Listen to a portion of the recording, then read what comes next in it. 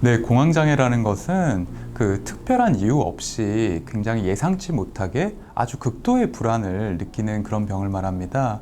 이런 공황장애라고 할 수 있는 가장 특징적인 증상은요, 죽을 것 같은, 마치 내가 죽을 것 같다, 혹은 미칠 것 같다, 이런 극도의 불안이 갑자기 확 올라오는 걸 말해요. 그래서 이런 증상이 진정이 되지 않고 계속 지속이 되고, 내가 이런 것 때문에 심장이 미친 듯이 뛰고 계속 이렇게 안절부절 못하고 식은땀이 흘러서 자신을 통제할 수 없을 것 같은 그런 두려움에 빠지는 이런 병을 공황장애라고 합니다. 그것을 이게 어느 정도면 집에서 아니면 스스로 좀 참을 만한 증상이고, 남들도 다 겪을 수 있는 증상이고, 어느 정도가 심각하냐, 이것을 공황 발작의 빈도와 강도로 저희는 구분을 합니다. 공황 발작이라고 하는 것이 아까 제가 처음에 설명한 공황 장애가 가장 심각했을 때, 저거 내가 지금 당장 죽을 것 같고 숨이 안 쉬어지고 심장이 미친 듯이 터질 것 같이 뛰고 이렇게 느끼는 것을 공황 발작이라고 하는데요. 한 달에 한 번 이상 공황 발작이 있고, 출퇴근이나 아주 일상적인 회사, 집 같은 공간에서도 공황 발작이 이렇게 느껴진다면은 가까운 병원을 찾아가서 상담을 받아보셔야 된다고 말씀드리겠습니다. 가장 기본적인 치료는 약물 치료입니다. 공황장애는 물론 약물치료, 인지치료, 상담치료, 행동치료 등의 방법이 있는데, 이 중에서 가장 효과가 빠르고 그리고 가장 즉각적인 반응이 나타나는 게 약물치료인데요. 일반적인 그 가장 흔히 쓰는 약물이 벤조디아제핀계 약물인 신경안정제 이렇게 쓰고 있는데, 이 약물에 대한 효과가 반응도 좋고 굉장히 빨라서 이 약을 먹으면 굉장히 금방 좀 편안해지는, 증상이 호전된다, 이렇게 보시면 되겠습니다. 공황장애 같은 경우에 광장공포증이 있느냐, 불안장애가 겹치느냐, 어떤 공포증이나 우울증이 겹치느냐로 저희가 세분화해서 구분을 합니다. 가장 일반적인 공황장애의 경우는 간단한 약물치료만으로도 효과가 굉장히 좋고, 약 80%에 가까운 환자분들이 약물치료에 효과를 보이는데요. 이런 약물치료를 했을 때 효과가 없거나 굉장히 병이 잘 낫지 않고 증상이 계속 지속되는 사람의 경우에는 우울이나 불안장애 혹은 트라우마 이런 것들이 섞여 있다고 보시면 될 것 같습니다. 이런 경우에는 약물치료와 같이 인지치료 혹은 행동치료를 병합해야 되는데요. 인지치료라는 것은 우리가 공황장애에서 느끼는 굉장히 파국적 사고, 내가 죽을 것 같다, 혹은 흑백 논리, 논리적인 오류, 성급한 일반화, 이런 인지 왜곡이 일어난 상태를 말합니다. 이런 인지와 논리의 오류를 재교정해주고 재정립을 해주는 반응을 저희가 인지치료라고 합니다.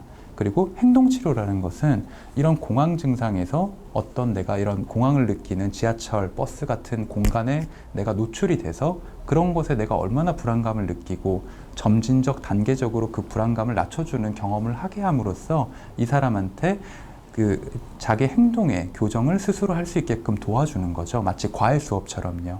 그런 어떤 치료의 한 방법을, 한 방편을 행동치료라고 합니다. 이런 것을 섞어서 해야 좋아지는 경우가 있습니다. 먼저 구분에 대해서 말씀을 드리자면, 공황장애는 특히 전반적으로 두 가지로 나눠집니다. 공황 발작 단계, 그리고 공황 발작이 올 것을 불안해하면서 두려워하는 예기불안 단계.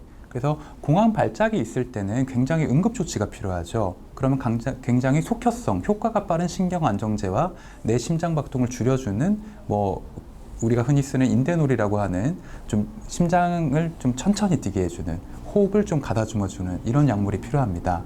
그리고 평소에는 공황 발작이 아닌 평소 시기에는 이 예기불안, 공황 발작이 올까봐 되게 두려워하고 불안해하는 이 감정을 좀 차분하게 달래줄 수 있는, 좀 약간 지속성이 좀 느리고 약간 효과가 좀 천천히 나타나는 종류의 항불안제라든가 아니면 항우울제 계열의 약물을 쓰고는 합니다. 공황장애에서 가장 많이 쓰는 약물이 벤조디아제핀계 신경안정제 약물이 있는데요. 이 약물의 부작용 같은 경우는 좀 졸릴 수가 있어요. 그리고 약간 두통이나 변비 이 정도인데요. 그래서 아주 심각한 경우에 부작용은 없는데, 사람들이 보통 공황장애 약물을 아침에 먹고 딱 출근을 해요. 그런데 이 약을 먹고 좀 졸리면은 업무 향상 능력이라든가 퍼포먼스, 집중력 이런 게 조금 떨어지는 경험을 하게 됩니다. 그래서 처음에 공황장애가 있을 때는 이 약을 필수적으로 사람들이 먹는데, 한 일주일 먹고 금방 좋아지면은 금방 끊고 싶어 해요. 왜냐하면 업무 능력이나 집중력이나 아니면 다른 어떤 졸림 때문에 자기 일상에서 조금 피곤하니까. 그래서 이것을 빨리 끊는 것이 굉장히 좀 불안을 일으킵니다. 그래서 이것을 예방하기 위해서는 처음에 약을 먹고 금방 좋아졌다고 하더라도 최소한 2달 정도는 약을 지속할 필요가 있어요. 이 부작용에 대해서 어느 정도는 이걸 감내하시고 약을 2달 정도는 꾸준히 지속을 해줘야 공황장애가 다시 재발하지 않고 한 번에 완치할 수 있는 그런 방법이라고 말씀드리겠습니다. 기본적으로 공황장애의 시작은 다른 불안장애와 우울증과 이렇게 구분해서 시작을 하더라도 이 공황장애 진행 과정에서 내가 느끼는 불안과 우울과 합쳐짐으로써 병이 복잡해지는 경우가 되게 많습니다. 그래서 항불안제와 항우울제의 사용에 대해서 굳이 나눠서 구분 짓는 것보다는 그 사람이 느끼는 어떤 환경이나 업무 스트레스 아니면 인간관계, 대인관계 아니면 이 사람의 앞으로 미래에 있어야 할 중요한 일, 환경 같은 것을 고려해서 적절히 병합하고 섞어 쓰는 것이 오히려 환자의 예후를 좋게 만드는 방법입니다. 공황장애는 사실 굉장히 예상치 못하게 갑작스럽게 오는 질병이기 때문에 완벽한 예방법은 사실 어렵습니다. 하지만 공황장애를 좀 그나마 덜 걸리고 공황장애가 왔을 때 여기서 빨리 빠져나가는 방법에 대해서 말씀을 드리자면, 공황장애 자체가 너무 과도한 두려움, 너무 과도한 불안, 나의 어떤 착각에서 오는 병입니다. 이럴 때 굉장히 내가 너무 지나치게 생각하는 건 아닌가? 너무 극단적으로 생각하는 건 아닐까? 하고 한번 자신을 돌아보는 방법이 되게 중요하고 필요합니다.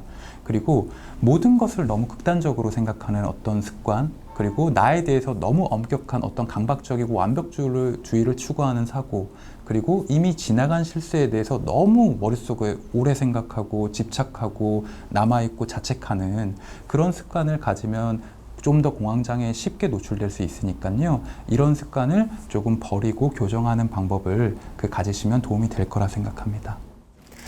공황장애가 딱 왔을 때 이 사람은 정말 공황 발작이 왔을 때는 주위에 어떤 말이 아무것도 안 들려요. 그리고 자기가 어떤 걸 침착해, 괜찮아, 너 안전해 이렇게 얘기를 해도 이 사람은 통제가 불가능한 상태이기 때문에 다른 사람의 어떤 도움이나 조언이 들리지가 않습니다. 그래서 이럴 때는 굉장히 중요한 게 심호흡을 하는 거예요. 내가 지금 어떤 불안하고 파국적인 망상적인 생각으로 머리가 꽉 차 있을 때 심호흡을 해서 자신의 마음을 조정하고 다시 세팅해 주는 게 굉장히 중요합니다. 왜냐하면은 공황장애 증상 중에 가장 중요한 것 중에 하나가 과호흡인데, 이 과호흡이 심해지면은 이산화탄소 증가로 인해서 더 불안해져요. 이럴 때는 심호흡을 해서 내 마음을 일시적으로 딱 멈추고 차분하게 다시 생각해 볼 수 있는 그런 계기를 마련하는 게 굉장히 중요합니다. 그래서 아까 손바닥 얘기를 하셨는데 공황 발작에 있는 순간에 심호흡을 하는 건 굉장히 어려워요. 그래서 이게 옆에 사람이 주변에 있을 때는 이 사람을 좀 안아주거나 이 사람을 좀 어깨를 감싸주거나 이런 식으로 안정감을 주는 게 굉장히 중요하고, 만약에 내가 혼자 운전하고 있고 혼자밖에 없는 상황인데 공황 발작에 빠졌다, 그럴 때는 의식적으로 심호흡을 하기 위해서 내가 어떤 한 점에 어떤 한 곳에 시선을 집중하는 게 굉장히 중요합니다. 반드시 손바닥일 필요는 없는데 내 눈앞에 어떤 손가락을 대고 거기다 심호흡을 입을 내쉬고 분다고 생각하시고 이렇게 미션을 주고 하시면은 집중력 있게 심호흡을 하실 수가 있고요. 이렇게 심호흡을 한 10번에서 20번 정도 하시면 공황 발작에서 빨리 빠져나오는데 굉장히 많은 도움이 됩니다. 제일 중요한 게 옆에 사람이 같이 당황하고 놀라지 않는 것. 옆에 사람이 같이 당황해서 놀라고 막 전화하고 안절부절 못하면 이 사람의 불안은 더 커집니다. 옆에 사람은 이 사람이 공황 발작을 일으키고 불안해할 때 굉장히 차분하고 침착한 대응을 하셔야 돼요. 그리고 두 번째로는 너 괜찮다, 너 안전하다, 이런 메시지를 언어적 메시지와 신체적 메시지를 같이 줘야 됩니다. 그래서 갑자기 이 사람을 안는다던가 붙잡으면 더 놀라요. 굉장히 조심스럽고 사력 있게 이 사람한테 너 안전해, 괜찮아, 심호흡해 이러면서 이 사람이 조금 안정됐다고 생각한 그 후에 굉장히 조심스럽게 손을 잡아준다거나 어깨를 감싸주다거나 안아주는 이런 방법이 굉장히 그 사람을 차분하게 캄다운 시켜주고 공황 발작을 진정시켜주는데 굉장히 많은 도움이 됩니다.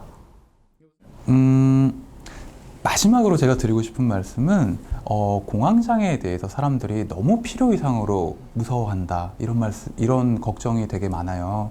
그리고 공황장애가 어떻게 보면 어떤 유행처럼 지금 굉장히 익숙해졌고 사람들이 많이 공감하면서도 공황장애가 있는 사람을 굉장히 특별하게 보고 특이하게 보는 증상이 아직까지 남아 있는데 누구나 걸릴 수 있는 병이라는 점, 그리고 누구나 쉽게 완치할 수 있는 병이라는 것을 꼭 기억하셔서 공황장애에 대한 마음의 부담과 공황장애에 대한 두려움을 조금이나마 해소하셨으면 좋겠습니다.